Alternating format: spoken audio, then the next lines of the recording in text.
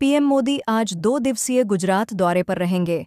5,400 करोड़ रुपए की परियोजनाओं का करेंगे शुभारंभ। प्रधानमंत्री नरेंद्र मोदी सोमवार 25 अगस्त 2025 को गुजरात के 2 दिवसीय दौरे पर पहुंचेंगे, जहां वे 5,077 करोड़ रुपए की विकास परियोजनाओं का उद्घाटन और शिलान्यास करेंगे। बता दें कि यह दौरा गुजरात के शहरी विकास, रेलवे, सड़क, ऊर्जा और उद्योग क्षेत्रों में नए अवसरों को बढ़ावा देगा। पीएम मोदी की यह यात्रा शाम को शहर के हवाई अड्डे पर पहुंचने के बाद अहमदाबाद में नरोदा से निकोल तक 3 किलोमीटर के रोड शो के साथ शुरू होगी। अपने स्वतंत्रता दिवस पर यूक्रेन का बड़ा एक्शन, रूस के परमाणु संयंत्र पर किया अटैक, लगी भयंकर आग। रूस ने रविवार को दावा किया कि यूक्रेन ने शनिवार रविवार की दरमियानी रात कई ड्रोन हमले किए, जिसकी वजह से उसके पश्चिमी कुर्स्क क्षेत्र में स्थित एक परमाणु ऊर्जा संयंत्र में आग लग गई। घटना ऐसे समय में हुई है जब यूक्रेन अपनी स्वतंत्रता के 34 साल पूरे होने का जश्न मना रहा है। रूस के अधिकारियों ने बताया कि शनिवार देर रात किए गए हमलों में कई ऊर्जा संयंत्रों को निशाना बनाया गया। ड्रीम 11 ने एशिया कप से पहले भारतीय क्रिकेट टीम से नाता तोड़ा। भारतीय क्रिकेट कंट्रोल बोर्ड (बीसीसीआई) और ड्रीम 11 के बीच चला आ रहा जर्सी स्पॉन्सरशिप करार अब खत्म हो गया है।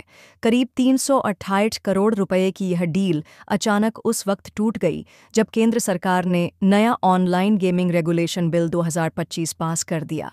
बीसीसीआई सचिव देवाचित सैकिया ने साफ कहा कि अब बोर्ड भविष्य में किसी भी रियल मनी गेमिंग कंपनी के साथ करार नहीं करेगा। उन्होंने समाचार एजेंसी एएनआई से बातचीत में कहा, ऑनलाइन गेमिंग बिल पास होने के बाद बीसीसीआई और ड्रीम 11 का रिश्ता खत्म हो रहा है। आगे हम ऐसी संस्थाओं से कोई समझौता नहीं करेंगे। नेता विपक्ष और कांग्रेस सांसद राहुल गांधी ने बीते दिनों चुनाव आयोग पर वोटर लिस्ट में गड़बड़ी के गंभीर आरोप लगाए। इसी के मद्देनजर इन दिनों कांग्रेस बिहार में वोटर अधिकार यात्रा भी निकाल रही है। हालांकि विपक्ष द्वारा लगाए गए आरोपों को लेकर बीते दिनों चुनाव आयोग ने प्रेस कॉन्फ्रेंस की थी। मुख्य चुनाव आयुक्त ज्ञानेश कुमार की इसी पीसी को लेकर वोट वाइब की तरफ से एक सर्वे किया गया।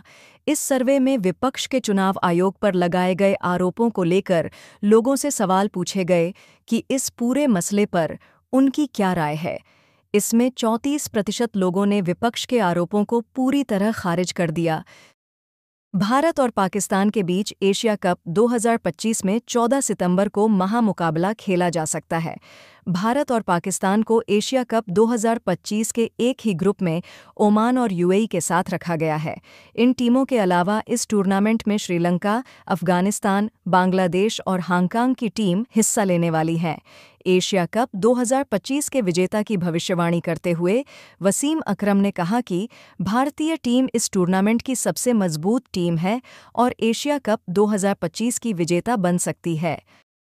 जब दुनिया रूस और यूक्रेन के बीच चल रही बातचीत में व्यस्त थी, उसी बीच इजरायल ने यमन की राजधानी सना में हूती विद्रोहियों के ठिकानों पर ताबड़तोड़ हवाई हमले कर दिए। इन हमलों में राष्ट्रपति भवन का एक हिस्सा, असर और हिजाज बिजली संयंत्र और ईंधन भंडारण केंद्र को निशाना बनाया गया है।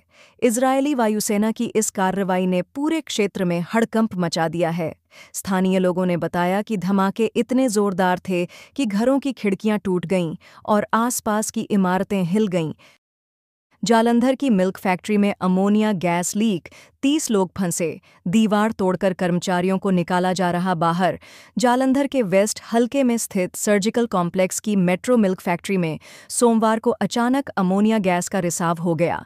गैस लीक होते ही फैक्ट्री परिसर में अफरा तफरी मच गई और वहां काम कर रहे कर्मचारियों की सांसें फूलने लगीं। सूचना मिलते ही प्रशासन हरकत में आया और क्रेन की मदद से फैक्ट्री की दीवार तोड़कर फंसे हुए कर्मचारियों को बाहर निकालने का अभियान शुरू किया गया। अयोध्या के राजा साहब विमलेंद्र मोहन प्रताप मिश्र का निधन, राम मंदिर ट्रस्ट के साथ ही राजनीति से भी रहा नाता। श्री राम जन्मभूमि तीर्थ क्षेत्र ट्रस्ट के ट्रस्टी और अयोध्या के राजघराने के सदस्य रहे विमलेंद्र मोहन प्रताप मिश्र उर्फ राजा साहब अयोध्या का शनिवार को 11 बजे रात में निधन हो गया। भारत ने हवाई सुरक्षा के क्षेत्र में बड़ी छलांग लगाई है।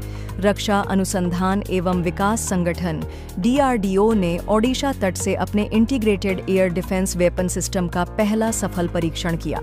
यह प्रणाली पूरी तरह स्वदेशी है और कई परतों वाली हवाई सुरक्षा देती है। IADWS एक नई वायु रक्षा प्रणाली है जिसमें 3 आधुनिक हथियार शामिल हैं। इन्हें एक केंद्रीकृत कमांड सेंटर से नियंत्रित किया जाता है। यह तकनीक दुश्मन के हवाई हमलों को अलग-अलग ऊंचाई और दूरी पर रोक सकती है। टेस्ट के दौरान 3 अलग-अलग टारगेट्स को एक साथ निशाना बनाया गया, जिसमें 2 हाई स्पीड ड्रोन और एक मल्टीकॉप्टर ड्रोन शामिल है।